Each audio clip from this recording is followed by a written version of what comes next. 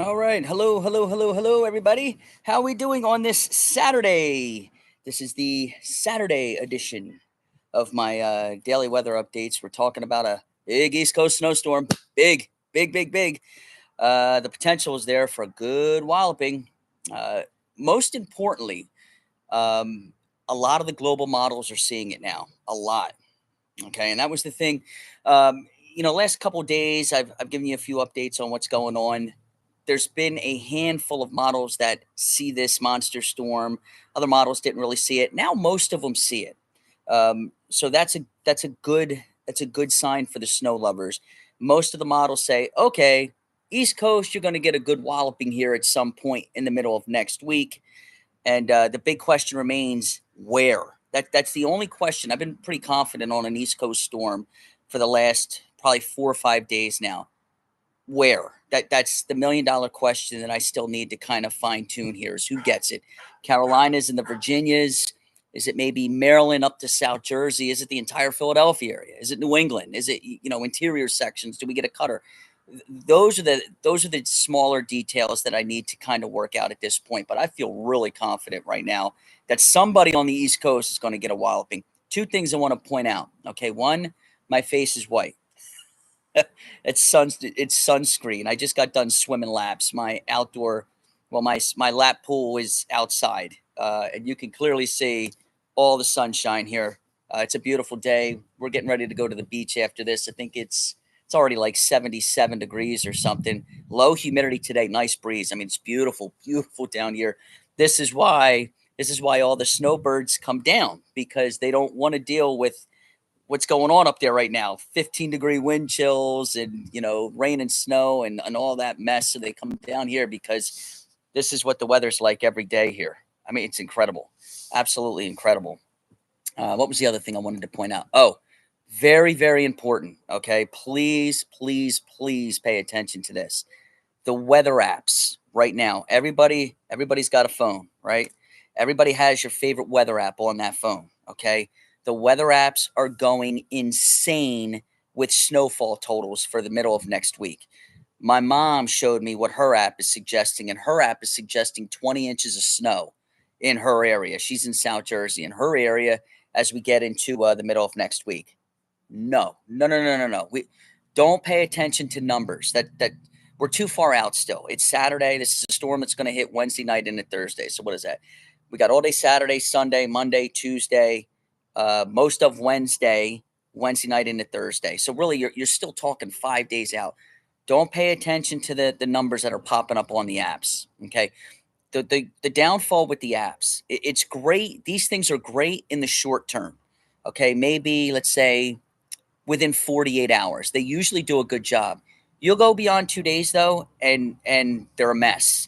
You don't know what algorithm they're using. None of us ever know what forecast model they're using. A lot of these companies that produce these apps, they have their own little company that they use that use some kind of algorithm, and it produces whatever you see. So don't worry about the numbers just yet. We're trying to fine tune this and figure out where this thing is going to hit. All right, let me share my screen with you guys. Where are we here? There we go. Share screen. I'm actually getting a lot better with this thing. I'm starting to figure this out.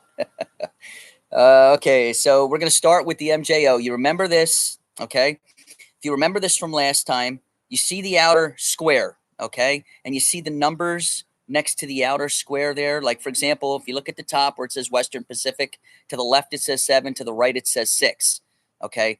Those numbers represent what phase the MJO, Madden Julian oscillation, is in. Okay, this is very, very important as to who gets this East Coast storm and how strong this East Coast storm becomes, okay? So where it says Western Pacific, see it at the top there, underneath phase diagram, okay? You see the 7. Now follow the straight line to the 4, down to the 2, and then next to the 2, you see the 8. That's the jackpot zone, okay? Phase 8 of the MJO, January and February. That's the phases, that's the storm phases, the storm signal phases for the East Coast. More from the Carolinas all the way up to New England. Okay, now if you look towards the center of that box, you see a little circle. See where the word says start? Okay. The circle around the word start, I call that, well, it's called the null phase. Basically, what happens is when the line, the black line, the squiggly line around the circle there, that represents where the MJO has been. The red line represents where the MJO, what phase it's going to. If that line ever goes into that circle there where the word start is, that means the MJO isn't really, there's not a good MJO signal right now, and it's not influencing the weather. Okay, that's how you look at the MJO. So if you look at the red line, this is where it's going. The numbers next to it represent the days of the month. This is a storm that's going to be hitting around the 19th, 20th, 21st, somewhere in that ballpark. As long as this red line stays in phase 8, which it's in, then we're in business. If this thing drops into the null phase, let's just say, you see where it says 19, and then it kind of cuts back, we're in good shape still here. If that thing over the next day or two goes into the circle, then this is probably going to be a slider type storm where it cuts off. It doesn't really come up. It would just kind of develop, let's say near North Carolina, and slide out. And that would be a storm where maybe South Jersey still gets something, or, maybe Southern Delaware and Cape May County still gets something, but that would be it. Okay. So as long as this thing stays in phase 8, we're good. All right. It's still there, which is good. Okay. Let me share this one. All right. We're going to go back over. If you've watched my last segments here, what this is, the upper levels. All right. Red is ridging, blue and this green here, that's where we're seeing the troughing or lower heights. All right. So if you remember this slop coming in over the weekend, we've been talking about this for days. You're going to get a little snow and ice on the front end of this thing coming in tonight and tomorrow, and then a lot of rain. And that's good because you do need the rain. You guys are still in a moderate drought in parts of the area up there. Okay. So this is going to be a big rainmaker. Hopefully we can, add into the rain bucket here and reduce that deficit. By the way, one thing I do want to say something else too before I really get into this, because I've had a couple viewers say to me, "Wow, it's amazing that you have so much time to do both down here and up there." So right now here in South Florida, this is our weather every day. Okay, see this palm trees, sunshine. We're getting ready to go to the beach, and we're going to spend the whole day in Jupiter Beach near the inlet, just enjoying. There's a festival going on down there. We're going to watch all the boats go by. We're going to have a really good time. We're in the quiet season right now. This is the dry season. This is why, again, this is why everybody comes down, because nothing happens.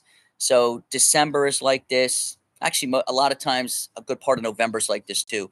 December's like this. January's like this. February's like this. March is like this.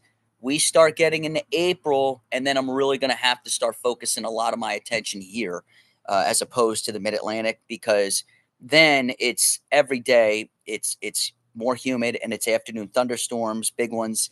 It's afternoon downpours and flash flooding, tornadoes, and then eventually we get into, July, August, September. Now we're getting into hurricane season. So I will get really, really busy down here. We're just not in that time yet. So all the activity is actually up where you guys are in the Mid-Atlantic and the Northeast over the next probably 2 months. And then you guys will settle down, and then we get busy here.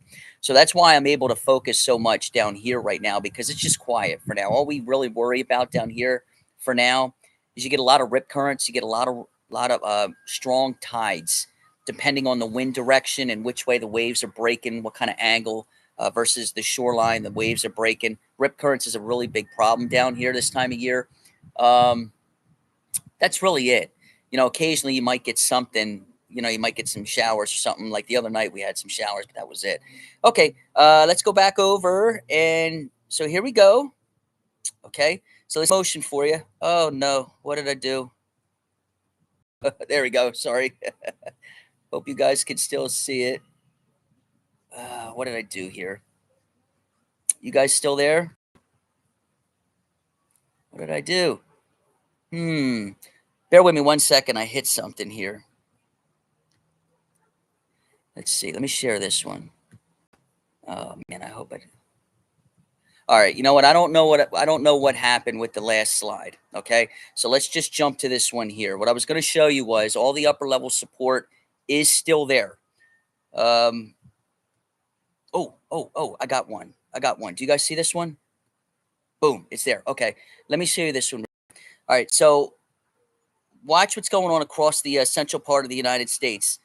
Here's the weekend storm. See it coming in? All right, see it just kind of move across the country. Notice the circle there to the top across the U.S.-Canadian border. All right, now that's the low that's going to play a huge role, believe it or not, in the storm that you get the middle of next week. What you're looking at here, if you look towards the right, all those fancy colors, the reds, that's this storm uh, kind of exploding that you're going to get tonight into tomorrow. But it's sort of a cutter, so you guys are getting all rain. But you're also going to get huge winds out of this thing, too. You have the high wind watch up. I don't know if it's a high wind warning now, but my gosh, you might get 50, 60-mile-an-hour winds with this thing. Well, anyway, that comes and goes. Pressure start falling on the East Coast. We start injecting cold air on the East Coast behind this storm. This is all really important. Now, if you look towards the left, here comes, see it across Texas? Watch this, right? Boom. See this thing right here? Watch this thing come out. Here it comes. Now, notice, now we're in Kentucky, okay? This is Wednesday night. Notice how everything is coming together. See this? Now we're Thursday morning. Everything looks good, and it explodes off the coast. See the bright reds right there off the coast? If you're looking to the right, this thing just explodes off the coast. This is exactly what you want if you're a snow lover, okay? Exactly what you want. Let's go over to the models. I'm going to show you what's going on here. All the global models, this was a good sign for snow lovers. If you don't like snow, you're not going to be happy with what I'm getting ready to say. This is a good sign for snow lovers. All the global models now see this thing, every one of them. Some of them place it a little bit farther to the north than the Philadelphia, the worst of the storm. Some of the models place it a little bit farther to the south versus where Philadelphia is in terms of latitude and longitude, but they all have it. So this is a good sign moving forward for snow lovers. Okay, so we get into the beginning of next week. Remember, when you're looking at this, blue and purple is snow, green is rain, that pink is a wintry mix, freezing rain, the orange is sleet. Here it comes. Now remember, the upper levels, everything was coming together around Kentucky. Okay, notice how you got all the colors darker now. The darker the color, the heavier the precip. Watch this thing explode as it hits the coast. Ready? Boom, boom, boom, boom. Look at this. This is textbook. This is a textbook snowstorm.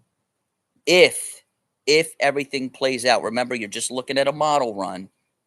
The model run is currently showing a textbook snowstorm here. Okay. Remember what we talked about yesterday. You see all the lines. If you're looking towards the right, you see that little L off the coast of Atlantic City. It's only about 100 miles off the coast of Atlantic City. Look at all the lines wrapping around it. You guys remember what that is? Those lines are lines of equal pressure. They're called isobars. The more tightly packed. Hopefully my English teacher isn't watching right now. The more tightly packed those lines are, the windier it gets. Okay, there's the potential. And again, remember, we don't know where this storm is going to hit on the East Coast yet, but there's the potential that blizzard conditions set up with this. Okay, for blizzard conditions, you need at least 3 straight hours of winds of 35 miles per hour, visibility a quarter mile or less, and falling or blowing snow. There's the possibility that blizzard conditions set up somewhere from North Carolina all the way up to New England. Again, we're just trying to figure out where this thing's going to be. But there it is right there, okay? And then watch this thing just go bonkers off the coast. Watch this. Look at the lines. Look at this thing. Boom. Man, the Cape is going to get blasted. Cape Cod, Martha's Vineyard, Nantucket. Which, by the way, have you ever vacationed up in Martha's Vineyard? My wife and I have been up there. It's beautiful, beautiful area. But it just goes nuts, okay? Now, let's get to, before I show this, okay, I'm going to show you guys this. These are potential scenarios. Nobody knows yet how much snow we're going to get in the Philadelphia area, if anything at all. You know, remember, the point of these is to try and figure out, because you guys want to go ahead and make your plans Wednesday and Thursday, right? So obviously the weather's going to play a huge role in that. So we're trying to figure out where this storm hits. You just saw an individual model run. I'm going to show you the ensemble next, okay? But right now I'm going to show you what the individual model is printing out as far as the snow totals are concerned, okay? Here it is. We're in the jackpot area right now. It's got over 20 inches east of New York City. Southern New England, 15 to 20. It's got Philadelphia in 15. It's got the north. Actually, it's got just about the whole darn Philadelphia television market in 15 inches of snow. And it goes all the way down to Baltimore, D.C., Not quite. Richmond, Virginia. It looks like it's just north. I'm trying to remember where Richmond is on the map there. Looks like it's just north of Richmond, but it does extend west into the Blue Ridge Mountains, the Allegheny Plateau in Pennsylvania. Looks like a huge amount of snow. Blacksburg, Virginia. What's that big? The University of West Virginia out there. I mean, it's got all these areas. The whole Boston, the Cape Cod, uh, Providence, Rhode Island, Hartford, Connecticut. It's got all of them, 15 inches of snow or more. And here's the best part. If you're a snow lover, you're going to like this, okay? Right here. It's supported by its Ensemble run. This is key. Remember what the Ensemble is. So what you just saw prior to this was the individual deterministic run. European runs one time, 4 times a day, okay? The Ensembles will run multiple times a day, but during those multiple times it runs, it spits out 50 different solutions. And what it does is it changes the initial parameters up just a little bit each time. And then you take the blend. Okay. And the reason why it does this, it's to eliminate potential errors that the individual deterministic model may make because it only runs once, 4 times a day. So when you're longer range out, where we are right now, you want to look at the ensembles because it's taking a blend or an average, if you will. And that individual deterministic run is clearly supported by its ensemble package. Look at this. I mean, how many days out did I say we were? And look at the numbers it's printing out right now. It's a good sign. Good sign if you're a snow lover. Okay, another thing, we talked about possible blizzard conditions. All right, so get a load of this. These are the winds here. Okay. There we go. Okay. So watch this thing. Watch the low develop. See it towards the bottom of your screen. Watch this thing. Watch this thing go. Ready? Boom, boom, boom. Look at this thing. Boom.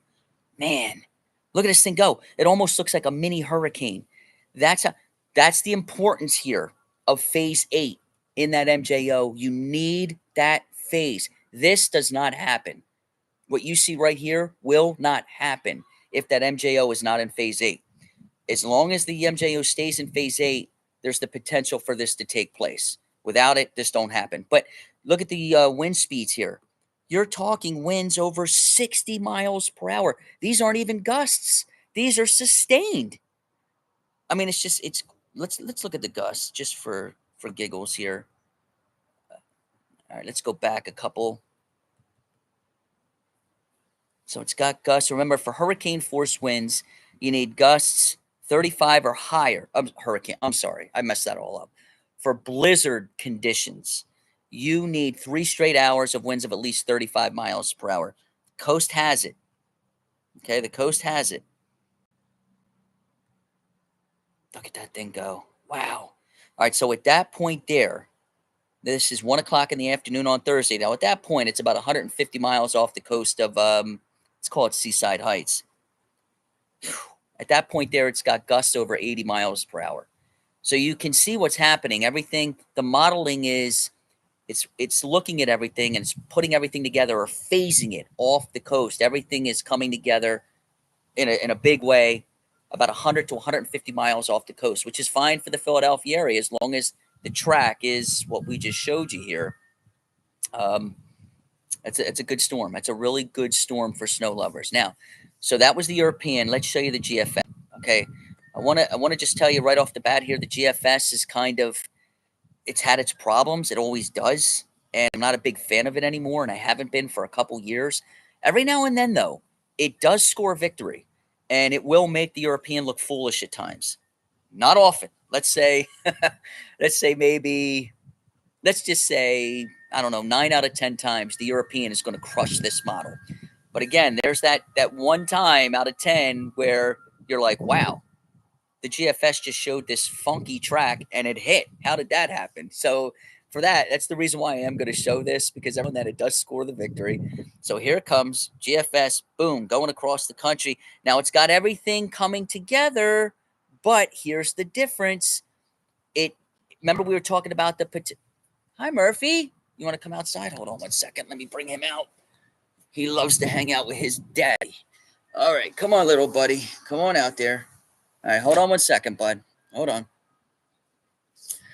Okay, hold on, Murph. But it looks like everything's coming together. See, it's coming up, but do you see how far off the coast? Do you see how far off the coast the low is? See the difference there? And what that is suggesting to me is it wants to maybe slide that MJO in the null phase. Or the other thing would be is that maybe everything, I didn't really look at the upper levels with this because like I said, I don't like the GFS that much. Or it could be that everything is coming together a little bit farther off the coast. Regardless, it does still have the snow coming up into the Philadelphia television market. Same thing with Hartford, Connecticut. Same thing with Providence, Rhode Island. Same thing with Boston. It still has a good amount. Let's see what it has for totals. There it is. Look at this. This is what the GFS has. It's almost in perfect agreement, almost with the European. The European has the low. Hold on, let me fix this.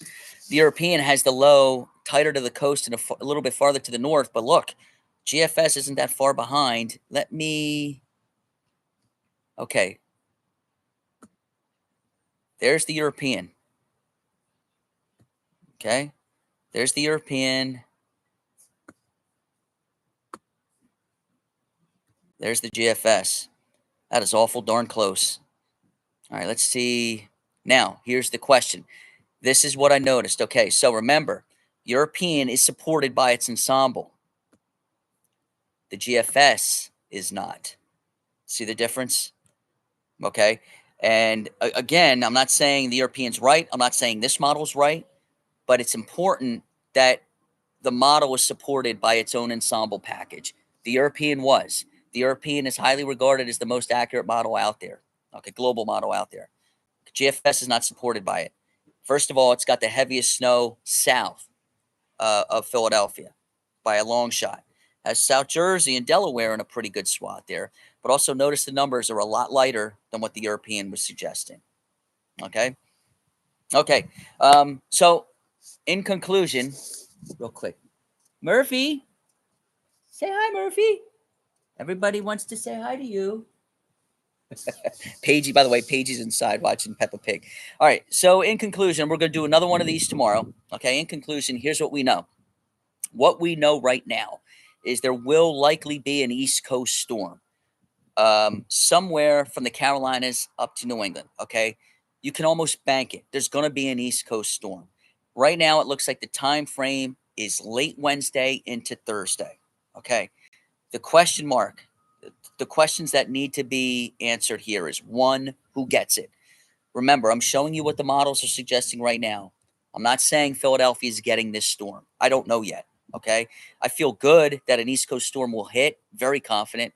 I just don't know where it's going to be. It's going to be somewhere between the North Carolina, Virginia line. Actually, I don't even want to go there. Let's just say Cape Hatteras, North Carolina, up to Boston, somewhere in that area. Okay. That's what needs to be answered. How much snow we get, that's another question that needs to be answered. So, listen, I just want to say thanks so much for tuning in. I really appreciate it. I'm starting to figure out more and more with this now that I use the YouTube channel more. I know there's a way I can illustrate. I haven't learned that yet. What I'd like to do is you see me here. You see my picture here, but then you see the maps to the left there. I'd like to be able to draw on that map while I'm talking. This way you guys can follow along a little easier. I haven't learned how to do that yet. Hopefully I figure that out over the weekend so it's easier for you guys to follow. But thank you so much. I appreciate you guys following me. Do me a favor, if you haven't already done so, hit subscribe on my channel here. We'll do this all over again tomorrow. I don't have to swim tomorrow. My pool's actually closed. So let's do one of these. I'll go to my Facebook page. I'll figure out the time that I'm going to go on, but it's probably going to be similar to what we're doing right here. 11:30, somewhere in that ballpark. All right, you guys have a great day. Be careful out there. I know it's going to get slick a little later on up in the Philadelphia area. Be careful. Have a great weekend. I'll see you guys tomorrow. Bye.